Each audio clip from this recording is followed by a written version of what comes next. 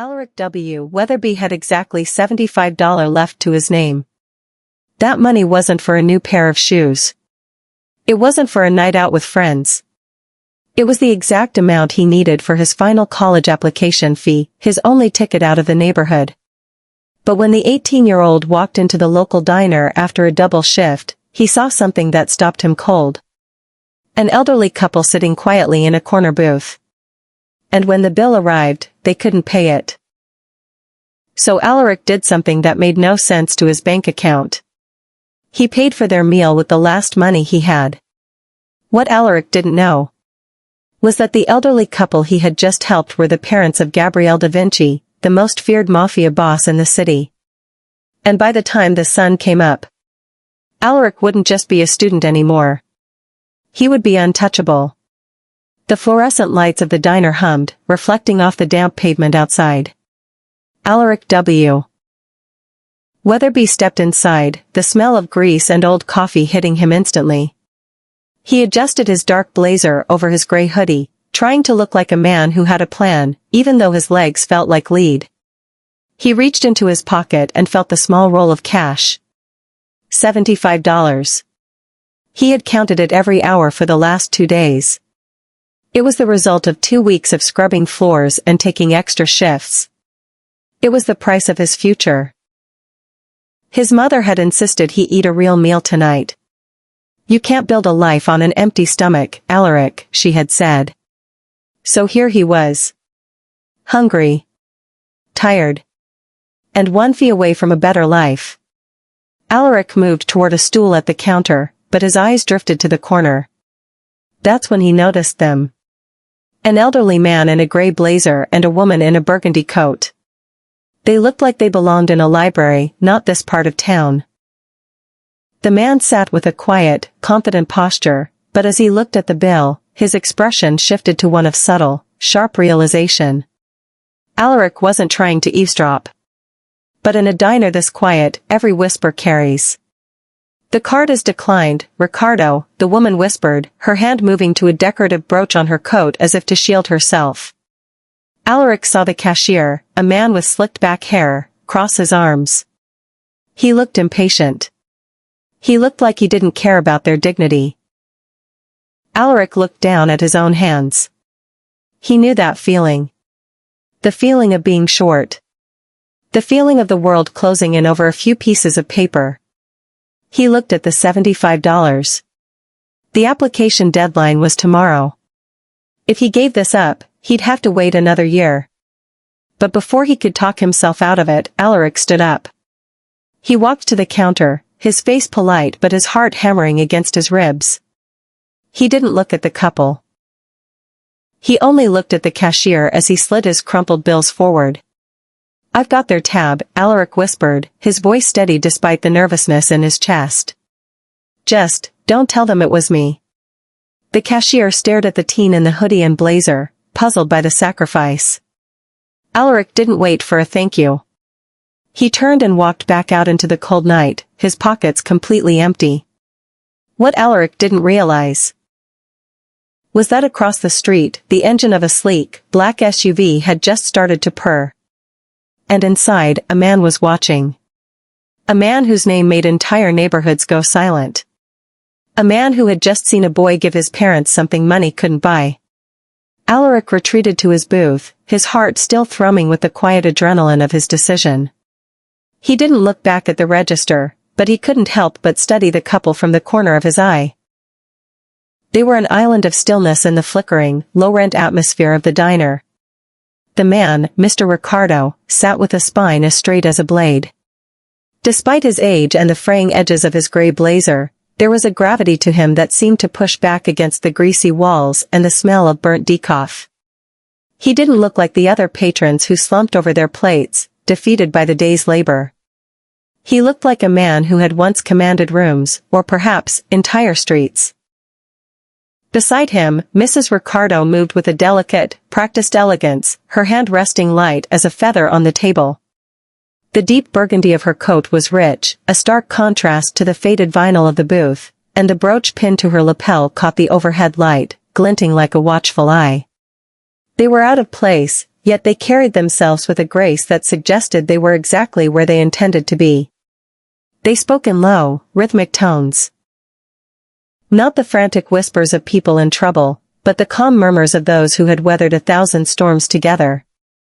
Alaric watched as Mr. Ricardo took a slow, methodical sip of the shared soup, his expression unreadable but deeply observant. There was a strange dignity in their poverty, or what Alaric perceived to be poverty. He recognized the pride in the way the man didn't look around for help, and the way the woman kept her chin tilted just high enough to ignore the impatient taps of the cashier's pen. Alaric felt a tightening in his throat.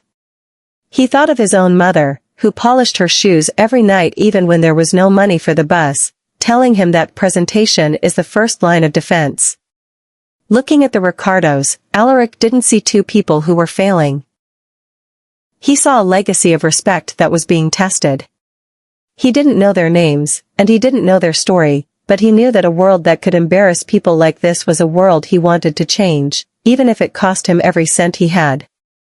The stillness of the diner was shattered by the sharp, rhythmic tap of a plastic card hitting the counter. Alaric watched from his seat as the cashier, a man whose patience had clearly evaporated hours ago, swiped the card for a third time. The machine emitted a harsh, mocking beep that seemed to echo off the walls. Declined, the cashier said, his voice flat and unnecessarily loud. A heavy, suffocating silence followed. Alaric saw Mr. Ricardo's hand tighten imperceptibly on the edge of the laminate counter. The elderly man didn't flinch, but his jaw set in a hard line, his proud posture suddenly looking like a shield against a blow. Beside him, Mrs. Ricardo's face went pale, a ghost of a blush creeping up her neck. She began to fumble with the latch of her small purse, her fingers moving with a frantic, trembling energy that broke Alaric's heart. "There must be some mistake," she whispered, her voice barely audible over the hum of the refrigerator. "We just used it this morning." The cashier didn't look up. He simply leaned back, crossing his arms over his light blue shirt, his expression a mix of boredom and growing suspicion. He glanced toward the back table where the two men in suits sat. Men who had stopped eating and were now watching the scene with cold, predatory interest. "I don't make the rules, folks," the cashier muttered, his eyes darting to the growing line of one person behind them. "No pay, no exit. You got another way to settle this?" Mr. Ricardo reached into his pocket, pulling out a few folded singles and a handful of silver, but as he spread them on the counter, it was clear they weren't even halfway there. The humiliation was thick in the air, a physical weight that made the elderly woman lower her gaze to her worn shoes. She looked small, smaller than she had minutes before. The grace they had carried into the diner was being stripped away, dollar by agonizing dollar, in front of a room full of strangers. Alaric felt the $75 in his own pocket burning against his leg. He saw the way the old man's shoulders finally slumped, just an inch, and he knew he couldn't let that happen. Not to them. Alaric didn't let himself think. If he thought, he would remember the long nights of scrubbing floors and the smell of industrial soap that seemed to live under his fingernails. He would remember the flickering light of his laptop as he stared at the university application portal, the $75 fee standing like a wall between him and the life he wanted. Instead, he focused on the way Mrs. Ricardo was still searching her empty purse, her movements growing more desperate as the cashier's scowl deepened. Alaric stood up. His movements were fluid, deliberate, hiding the hollow ache in his stomach. He walked to the counter with his head held high, his dark blazer sharp against the dingy backdrop of the diner. He didn't look at the couple. He didn't want to see their shame, and he didn't want them to see his pity. He reached into his pocket and pulled out the small roll of bills. It felt heavy, a physical weight that represented months of his life. As he approached the register, the cashier looked up, his eyebrows knitting together in confusion. "What's this?" the man grunted. Alaric didn't speak at first. He simply slid the $75 across the laminate surface. The crumpled bills looked small sitting there, but to Alaric, they were a mountain. He caught the cashier's eyes and held them, his expression a silent plea for discretion. "Put their tab on me," Alaric whispered, his voice barely a breath. the whole thing. The cashier looked from the money to the teenager in the hoodie, his cynical expression faltering for the first time. He looked at the elderly couple, who were still focused on their own quiet crisis a few feet away, then back at Alaric. "You sure, kid?" the man asked, his voice dropping to match Alaric's. "That's a lot of cash for a Tuesday night." "I'm sure," Alaric said, his heart hammering against his ribs. He gave a sharp, subtle nod toward the Ricardos, a silent signal to keep the transaction between them. "Just, tell them the system made a mistake. Tell them they're good to go. Please." The cashier looked at the money, then slowly reached out and pulled it toward the drawer. For a fleeting second, Alaric felt a pang of pure terror, the realization that his ticket out was gone. But as he turned away and saw the tension finally begin to drain from Mr. Ricardo's shoulders, replaced by a confused but immense relief, the terror was replaced by a cold, steady peace. He had nothing left. But for the first time in his life, he felt truly powerful. He slipped his empty hands into his pockets and walked toward the door, disappearing into the dark before anyone could say a word. The cold air hit Alaric's face like a physical blow as the diner's heavy glass door swung shut behind him. He shoved his hands deep into his pockets, but the familiar, comforting weight of the rolled cash was gone. His fingers met only lint and the smooth, cold lining of his blazer. The silence of the night felt heavier than usual, punctuated only by the distant, rhythmic hum of a passing train and the wet slap of his sneakers on the pavement. He began the long walk home, crossing through streets where the lamp posts flickered with a dying, yellow light. Every step felt like a regression. He had spent months visualizing the moment he would hit submit on those college portals, the moment he would finally buy his way out of the shadows of these very alleys. Now, that vision was dissolving into the freezing mist. $75 was a fortune in a world where you earned it one dish at a time, and he had just handed it over to a stranger for a bowl of soup and a moment of pride. The gravity of his choice settled in his chest, making it hard to draw a full breath. He thought of his mother's face, the hopeful way she looked at him when he studied late into the night, believing her son was the one who would finally break the cycle. How was he supposed to tell her that his future was sitting in a diner's cash register? The deadline was tomorrow. There were no more shifts to pick up, no more time to scramble. The neighborhood felt narrower tonight, the brick buildings leaning in as if sensing his sudden vulnerability. He was back to zero. He was just another kid in a hoodie and a borrowed blazer, walking through a darkness that didn't care about his dreams or his sacrifices. A sense of profound loneliness washed over him. He had preserved the dignity of the Ricardos, but in doing so, he had stripped away his own armor. He kept his head down, watching his shadow stretch and distort against the cracked sidewalk, unaware that the true cost of his kindness was about to be tallied by a power far greater than any university board. Alaric was only 2 blocks from the safety of his apartment when the shadows in the mouth of an alleyway detached themselves from the brick. 3 figures stepped into the dim glow of a flickering street lamp, cutting off his path.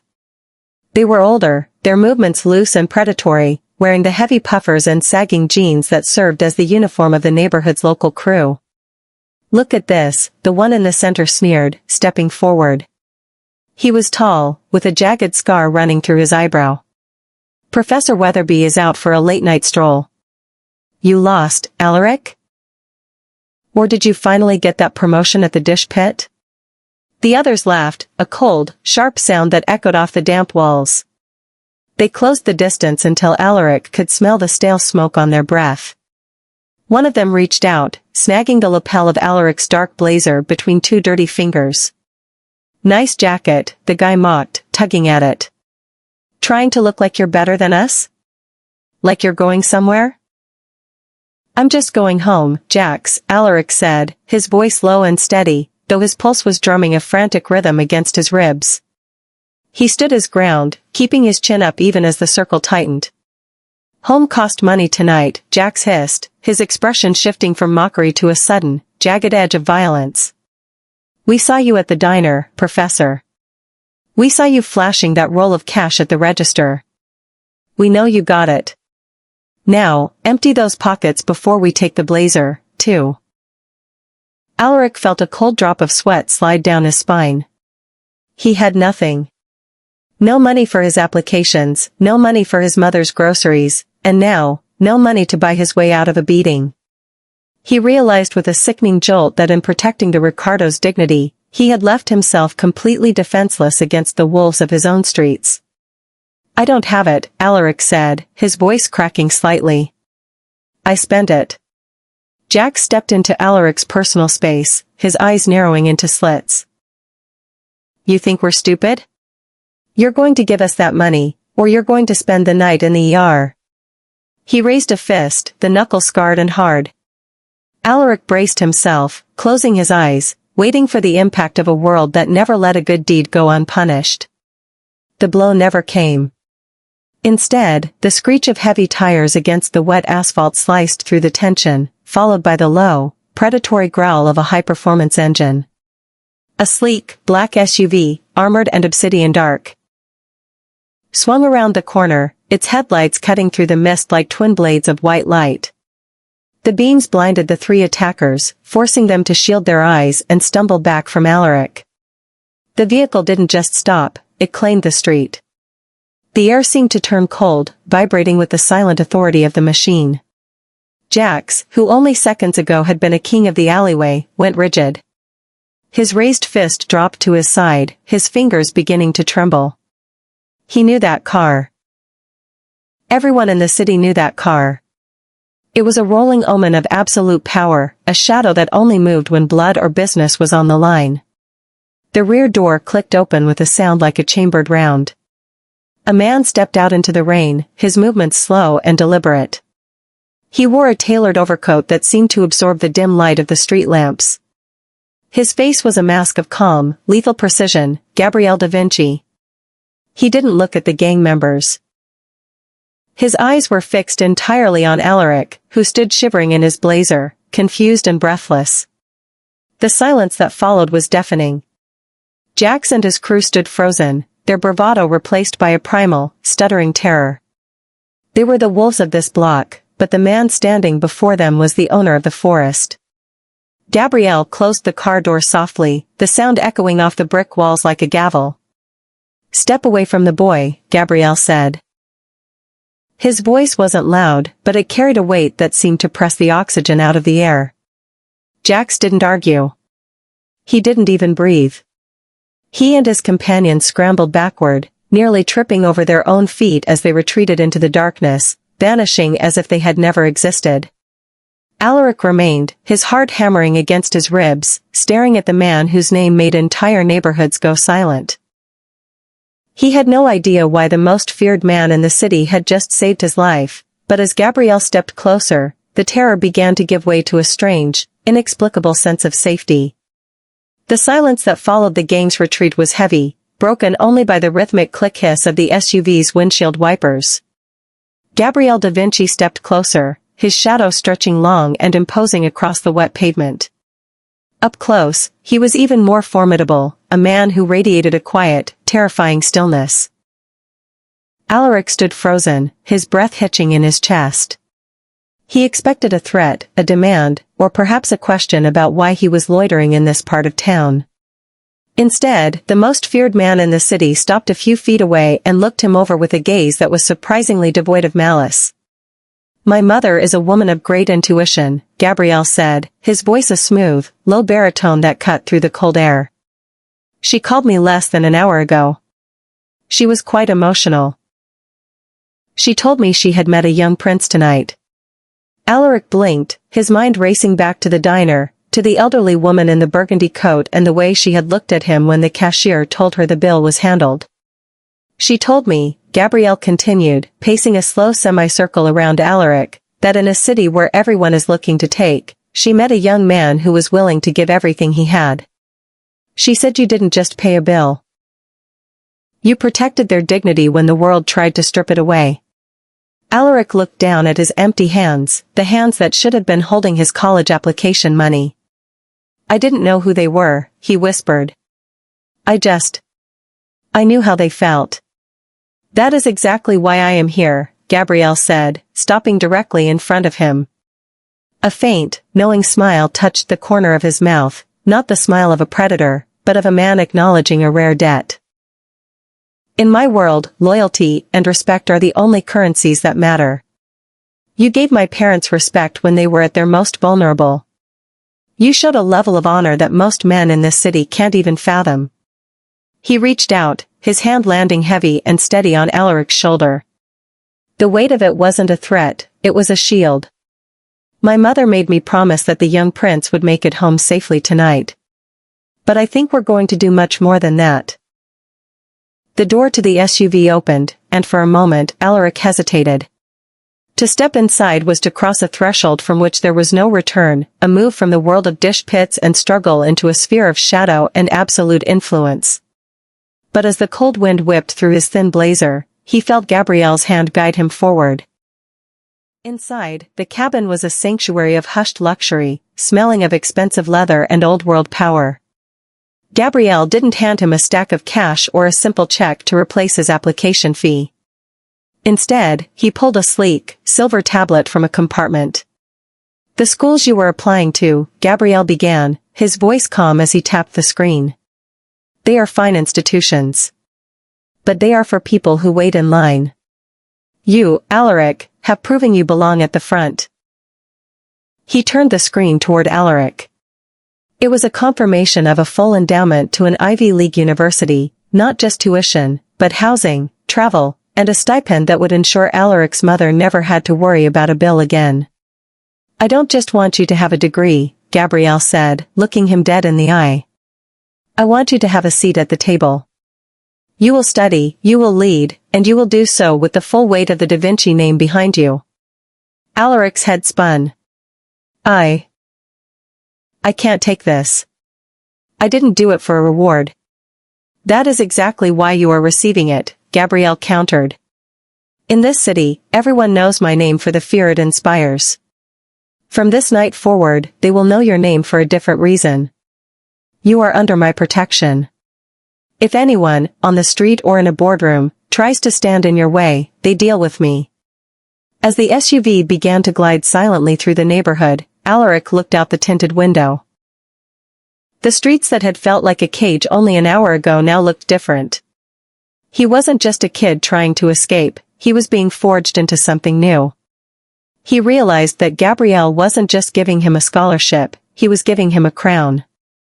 For the first time in his life, the weight on Alaric's shoulders wasn't the burden of poverty, it was the beginning of a legacy.